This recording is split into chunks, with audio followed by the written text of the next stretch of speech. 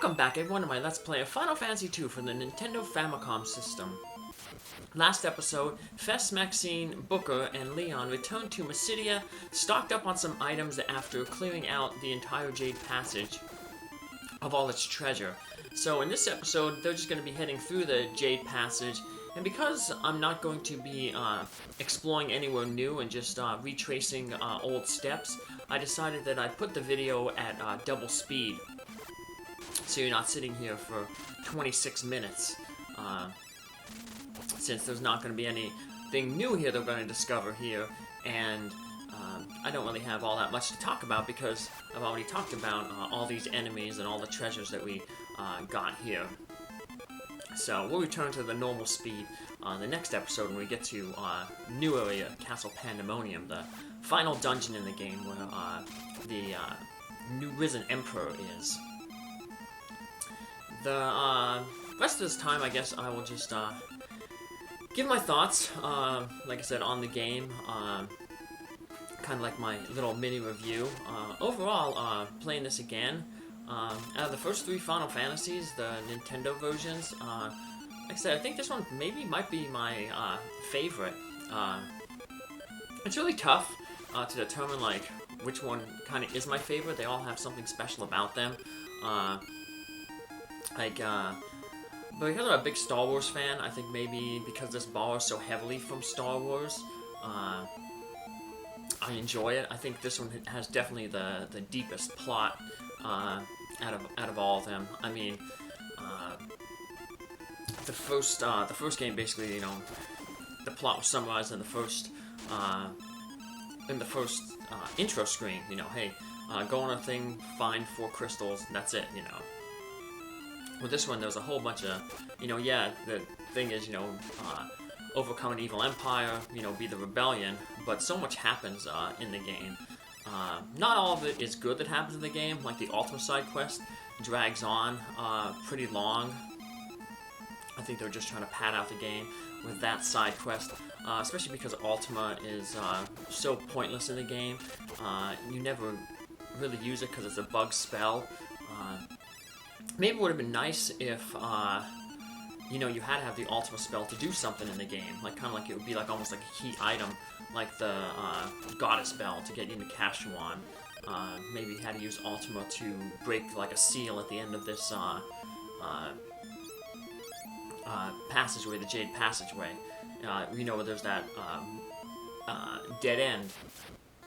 Maybe you could have got there and been like, hey, there's, you know, had a little cutscene like, oh, there's nothing on here. Well, let's try the Ultima spell. You cast Ultima, and then, you know, the entrance to Pandemonium appears. So, but maybe just, you know, they couldn't do that, or they didn't realize that the spell was bugged when they initially made the game. There's different theories. Some people say that they knew the spell was bugged. Other people said, you know, it's just, you know, early programming. You know, this is, like I said, the only second time that Square put out a big game like this. Don't know. But I guess the only people who would know for sure would be the people who developed the game. And I didn't really was able to find, like, direct interview with them. I did find some direct interviews with some of the folks who did, you know, Final Fantasy III, and how they changed that up and how they really wanted to push the hardware on that, but I'll talk about that when I get into Final Fantasy III, which will be the next game that I'll be playing. That'll be coming out within a week. So there's not many more episodes left in this playthrough, so there's going to be this episode and then 4 more after it, so basically got 4 more days of this to go, so but, you know, they'll be up on YouTube for as long as the channel exists, so you can always catch back up on them later on. So, for anybody who has been watching the whole way through, really appreciate it. Thanks, you know, all your support helps. Maybe one day I'll get that, whatchamacallit, the 1,000 subscribers and then can run ads. If that ever happens, I would just use the ad revenue I donate it to a charity. Because, you know, I'm working full-time. This is just a little side hobby for me. A way to give back to the Mouse House community and to the folks of that community who, experience some loss with their pets. So that's one of the good things about that community. We all have rats and mice and other small animals, hamsters, gerbils, animals that don't really have, a really long lifespan. Although, can you ever say any pet has a long enough lifespan? I mean, my dog is going to be 16 and almost had him 12 years, and he's starting to get some health problems, and wish he could last a little even longer. But rats tend to be 2 to 3 years. Mice can be 1 to 2 years. Same with hamsters. So a lot of loss, but that's what's good about the group is we all can empathize with other folks, and we're able to help each other through that loss. So that's one way this channel I hope to do.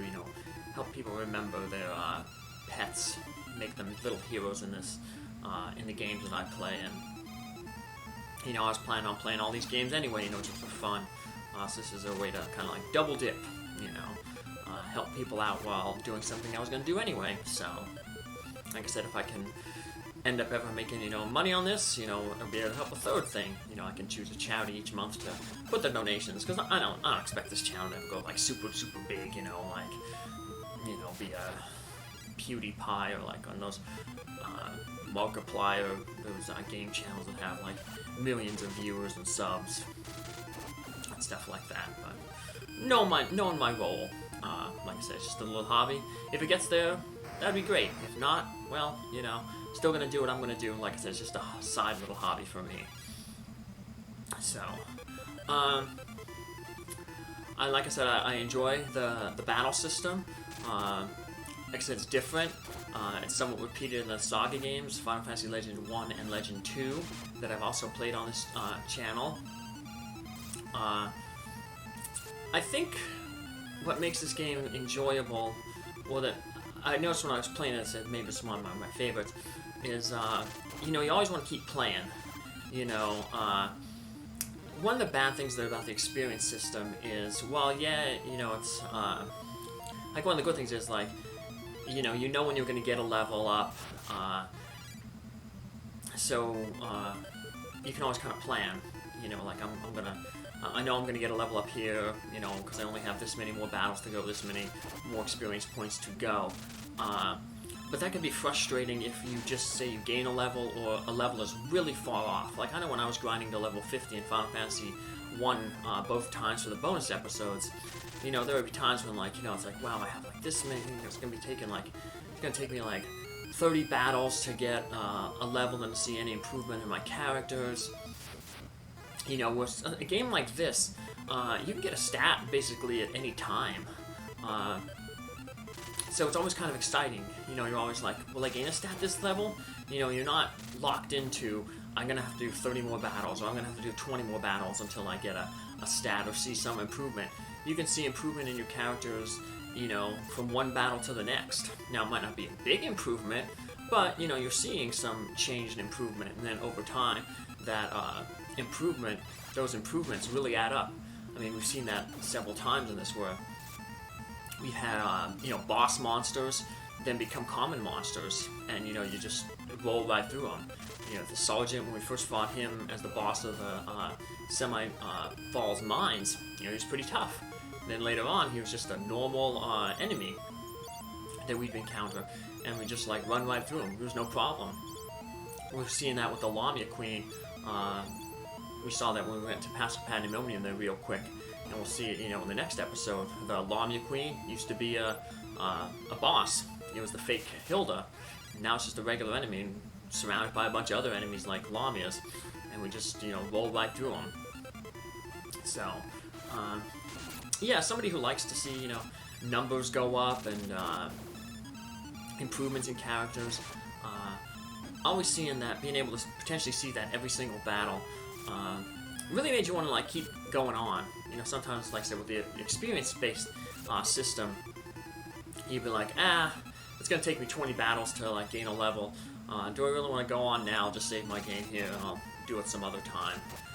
With this one, you'd always be, thinking, like, oh, maybe I can just do one more battle to see if I get a stat up, So it just seemed like I had more incentive to continually play this game than others. But, you know, to each their own.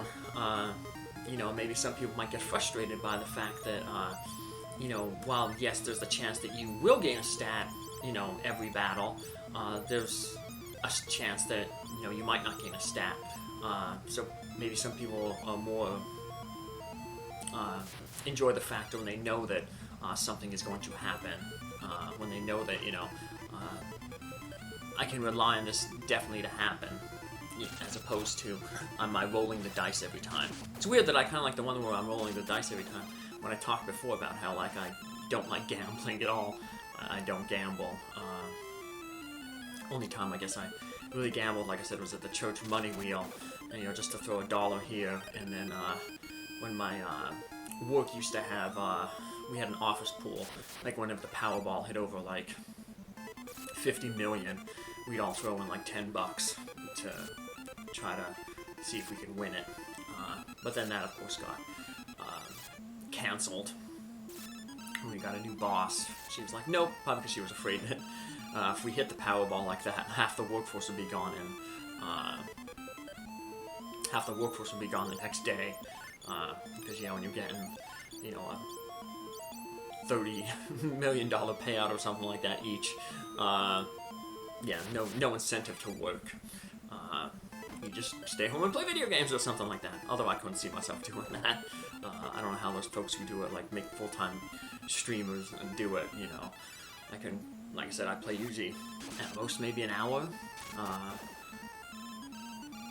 to get enough to make a 20-minute episode when I cut out random battles and stuff like that, and then so, but I guess maybe if it was a job, like some of these people look at it as, maybe then I could maybe do that like 40 hours, because, you know, I work 40 hours anyway, you know, in a regular job. So, but thankfully, it's not my regular job, so I have a steady income. So maybe I like my income to be like the experience points, where I know I'm going to get something later on. You know, I'm not rolling the dice like I guess some streamers have to worry about. Will today be a good day for support? Well, you know, or not. So, interesting. But, yeah, graphics, can't much say much about them. I mean, they're pretty much on par. The same with Final Fantasy 1. A lot of the sprites are reused from Final Fantasy 1, especially in the character models. And they'll be reused again in Final Fantasy 3, so not much. Enemies, though, are pretty nice, and definitely, as always, music is really interesting. Definitely enjoy the Rebel theme, the overworld theme. But, well, this pretty much wraps up this video. I'll get into more, a little bit of explaining and my review of the game in the next episode, where we start finally exploring Castle Pandemonium. Take care, have a good day. Bye.